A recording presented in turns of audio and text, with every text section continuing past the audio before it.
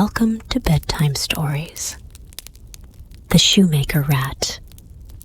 One day a rat gnawed his way into a pantry, and after he had eaten all he wanted, he grew bold and went into the kitchen. There the cook saw him and chased him with a broom, but not being able to hit him as he ran out of the door, she picked up a pair of shoes that were standing near and threw them after him. The rat picked them up and put them on.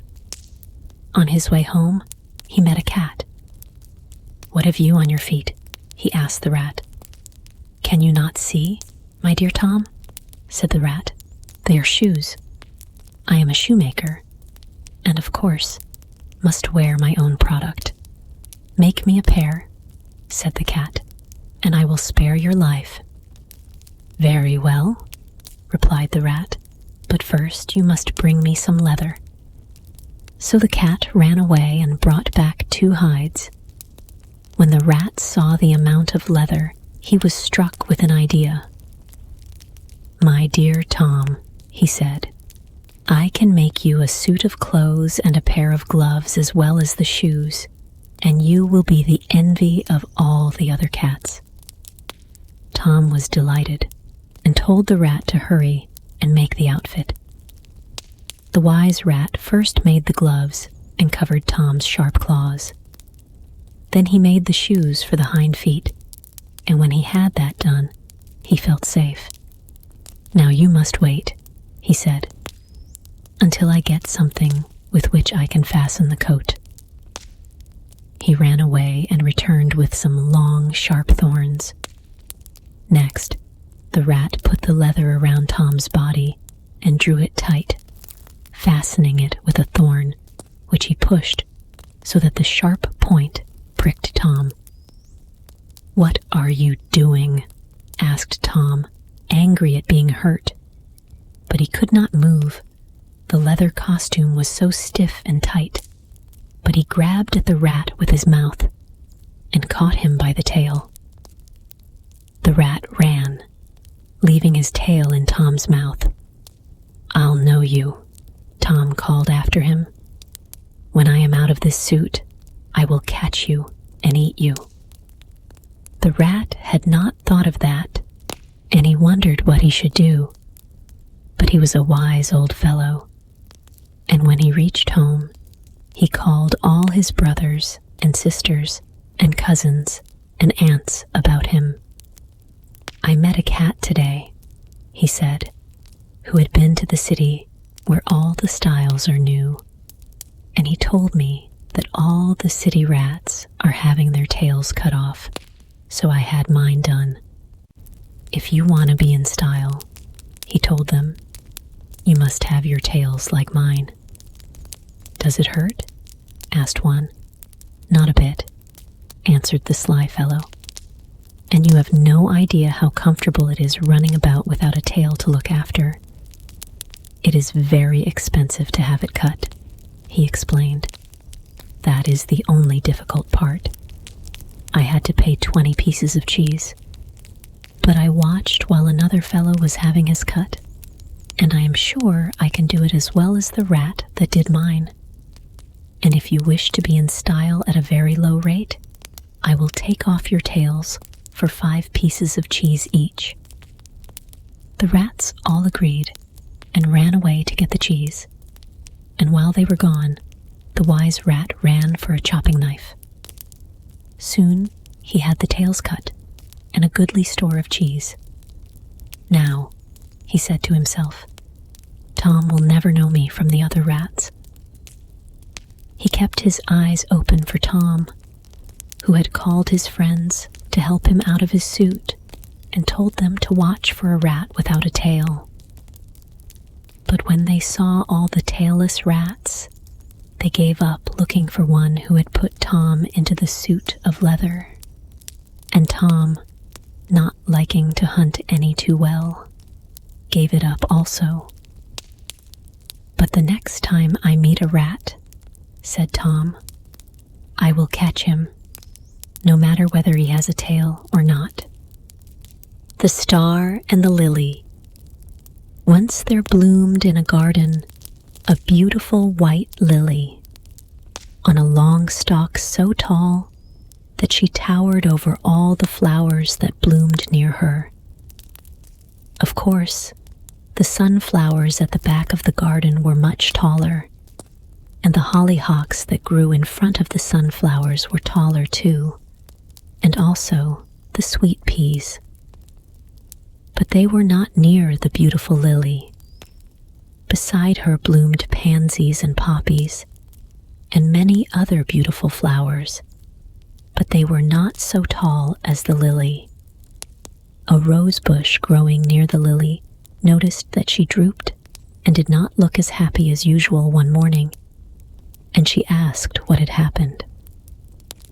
"Oh, I am thinking of someone I love," answered the lily with a sigh. "That should not bring a sigh or make you look sad, my fair friend," said the rose. "Love should make you happier than anything else in the world." "Yes, I suppose it should," answered the lily, "but my love is so far away, I am not sure that I am loved in return." "Oh, immodest lily," said the rose.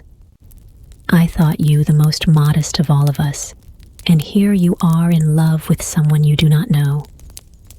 "Tell me about it, do," said the rose, alert with interest. "I will tell you, dear rose," said the lily, "and perhaps you can tell me how to win the love of my beloved, or how I can overcome my great love for him." "I will do anything I can for you, my dear," said the rose, "but do tell me quick all about your love story." "One night," began the lily, "when everything was quiet in the garden and all the other flowers were fast asleep, I happened to raise my head and open my petals. The moonlight was streaming over the garden, and I looked around at all the sleeping flowers and wondered how I happened to awake at that hour, when, looking up to see the moon in all her splendor, I beheld a beautiful star looking down at me. At first I thought it was looking at the whole garden, but then I knew all the others were asleep, and I must be the one it was smiling at, for it twinkled and brightened as I gazed at it. I lowered my head and slyly looked again, and still the star was looking, and every time it saw me raise my head, it would twinkle a smile at me. The next night, I wanted to make sure it was I that the star really smiled at, and when it was bedtime, I only bowed my head and did not sleep. Then when the garden was still, and I was sure you all slept, I again raised my head and saw my star smiling straight down at me. This time, I was sure I was the only one that the star could be smiling at, and I raised my head and opened my petals and let all the perfume of my heart go up to him. And I did not feel that I was bold, for we were all alone, and he smiled down upon me, his love for 2 nights. But now I am sorrowful, for it is day, and I cannot see my beloved. He seems only to show his love for me at night. What shall I do, dear Rose? I am not strong enough to stay awake all day and all night too. Soon I will die if I do, and yet I cannot live if I do not see my star each night. That is why I sigh and look so sad, for I might sleep all night sometime, and my star will think I do not love him." The rose shook her head. "I cannot advise you, my friend," she said. "You are in love with someone far above you, and are not even sure you are loved in return. Be wise and sleep through the night as the rest of us do, and give up this uncertain lover." But the lily only drooped her head and sighed, and that night looked for her lover again, but the sky was dark, and no bright smile greeted the poor lily. All night she gazed into the dark sky, and when the first light of day came, she was still looking for her lover. The rose looked at her when the sun came upon them that morning, but the lily did not raise her head. She was too full of sorrow to lift her face to the sun, and by the rose saw that she was drooping lower and lower. So she spoke to her. "Lily," she said, leaning closer to her, "raise your head and let the sun cheer you. You will die if you do not open your petals and get the light and air." But the poor lily was past caring for sun or air. Her petals were limp and her stalk withered.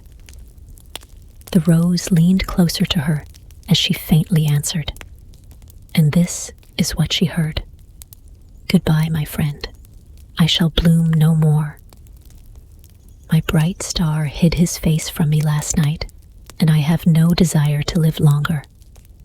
Perhaps I may see him after I am gone from here, and if that is true, I shall be happy. But I cannot live here and not see his face." The wind blew through the garden just then and took the lily from her stem, scattering her petals far out of the garden. "Poor lily," murmured the rose. "She went the way we all will go, but her heart was broken and she died before her time. If she had only looked for love here in the garden, instead of looking so far above her, she might be blooming now, poor lily. Poor." Rest well and wake up refreshed for a brand new day. Good night.